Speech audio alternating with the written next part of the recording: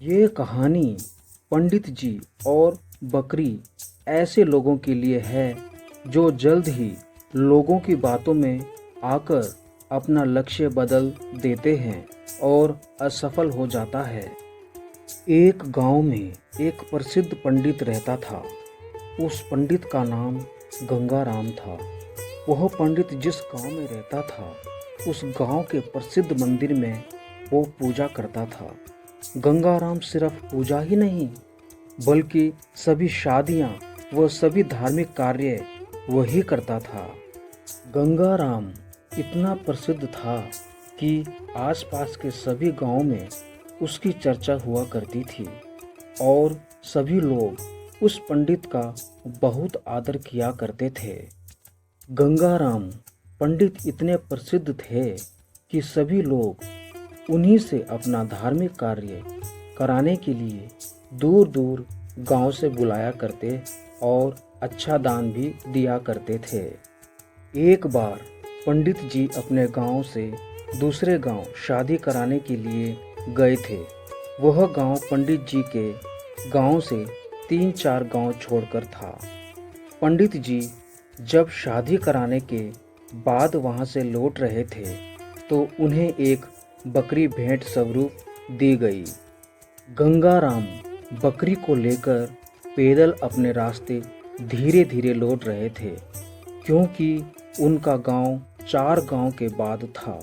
जिस रास्ते से गंगाराम लौट रहे थे उस रास्ते पर 4 ठग रहते थे और वह आने जाने वाले लोगों को लूटा करते थे। जब उन 4 ठगों ने पंडित जी को देखा तो बोलने लगे, आज तो सुबह से कोई नहीं मिला है और हमारे खाने पीने की व्यवस्था भी नहीं हुई। चलो आज हम इस पंडित को ही लूट लेते हैं और इनसे ये बकरी चुरा लेते हैं। किंतु उनमें से एक ठग बोलता है, अगर पंडित जी को हमने मारा तो सारे गांव वाले हमें छोड़ेंगे नहीं और हमें बहुत पाप लगेगा। ये चारों ठग पंडित जी से बकरी छुड़ाने की एक नई तरकीब निकालते हैं और चारों ठग अपने अपने काम पर लग जाते हैं। गंगाराम जब पहले गांव पहुंचने वाले होते हैं तो वहां पहला ठग उन्हें मिलता है।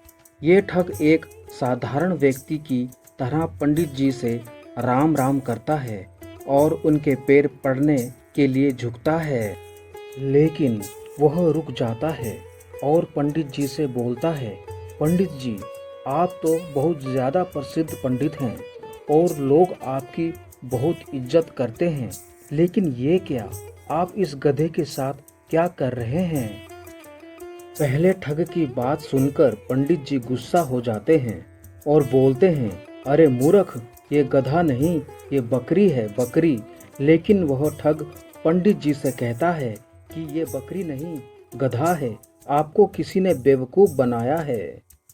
पंडित जी फिर गुस्से से कहते हैं कि तू ही मूर्ख है, ये गधा नहीं बकरी है, और इतना बोलकर पंडित जी आगे निकल जाते हैं। पंडित जी आगे तो निकल गए, लेकिन इस घटना की वजह से पंडित जी के दिमाग में एक हल्का सा भ्रम हो गया। धीरे धीरे पंडित जी आगे बढ़ ही रहे थे और वो दूसरे गांव पहुंचने ही वाले थे कि उन्हें वहां दूसरा ठग मिला जो कि बिल्कुल साधारण व्यक्ति की तरह वहां खड़ा था। वो दूसरा ठग पंडित जी से राम राम करता है और उनके पैर पड़ने के लिए झुकता है, लेकिन वह भी पहले ठग की तरह रुक जाता है। पंडित जी उस दूसरे ठग को ऐसे रुकते हुए देखकर पूछते हैं, क्या हुआ, रुक क्यों गए? तो वह बोलता है, पंडित जी आप इस गधे को साथ लेकर क्यों घूम रहे हो? इससे आप खंडित हो जाओगे और लोग आपके बारे में क्या सोचेंगे? इससे बेहतर आपके लिए यही है कि आप इस गधे को भगा दो। इस दूसरे ठग की बात सुनकर पंडित जी को बहुत गुस्सा आता है और बोलते हैं, तुम मूर्ख हो, दिखाई नहीं देता यह बकरी है और तुम बोल रहे हो गधा है। दूसरा ठग बोलता है कि पंडित जी आपको किसी ने पागल बना दिया। यह बकरी नहीं, यह तो गधा है, और ये आपके साथ रहेगा तो आपकी क्या इज्जत रह जाएगी। यह सुनते ही पंडित जी सोचने लगे कि ये क्या बोल रहा है। मैं तो बकरी लाया हूँ, पर ये सब इसे गधा क्यों बोल रहे हैं। कहीं मैं सच में गधे को लेकर तो नहीं घूम रहा हूँ।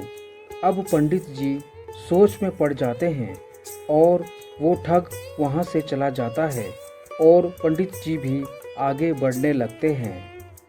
पंडित जी के दिमाग में अभी भी यही बात चल रही थी कि ये बकरी है या गधा।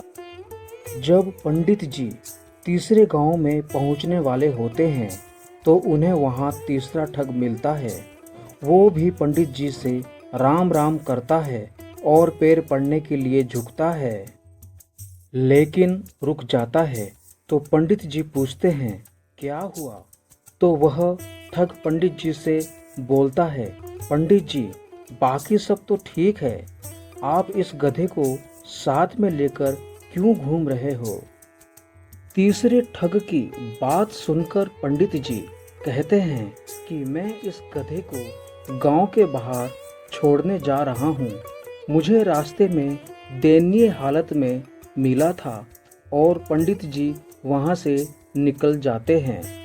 ये तीन ठगों की बात सुनकर पंडित जी का विश्वास खुद से उठ जाता है और उन्हें लगता है कि लोग सही बोल रहे हैं और मैं गलत हूँ, लेकिन फिर सोचते हैं कि मैं सही हूँ। इसी तरह उनका विश्वास खुद पर से गिरने लगता है और सोचते हैं कि मैं अपने गांव पहुंचने वाला हूं। अगर ये बकरी नहीं हुई और गधा हुआ तो लोग मेरे बारे में क्या सोचेंगे। इन्हीं सब विचारों के चलते पंडित जी चौथे गांव पहुंचने वाले होते हैं कि उन्हें चौथा ठग मिलता है और वो भी पंडित जी से राम राम करता है और पैर पड़ने के लिए झुकता है, लेकिन वो भी रुक जाता है। पंडित जी इस चौथे ठग से पूछते हैं क्या हुआ। तो वह ठग पंडित जी से कहता है कि पंडित जी आप इस गधे को साथ में लेकर क्यों चल रहे हो। पंडित जी उस चौथे ठग से कहते हैं कि मैं इस गधे को गांव के बाहर छोड़ने ही वाला था। तो वह ठग बोलता है कि पंडित जी यह गधा आपको शोभा नहीं देता, लोग आपके बारे में क्या सोचेंगे। आप इसे मुझे दे दीजिए, मैं इसे बाहर छोड़ आऊँगा। इसी के साथ पंडित जी अपने आप पर विश्वास खो देते हैं और उस बकरी को गधा समझकर उस ठग को दे देते हैं और अपनी बकरी को छोड़कर आ जाते हैं। उन चारों ठगों की ये तरकीब काम कर जाती है और वह पंडित जी से बकरी छुड़ा लेते हैं और उसे बेचकर पैसा कमा लेते हैं।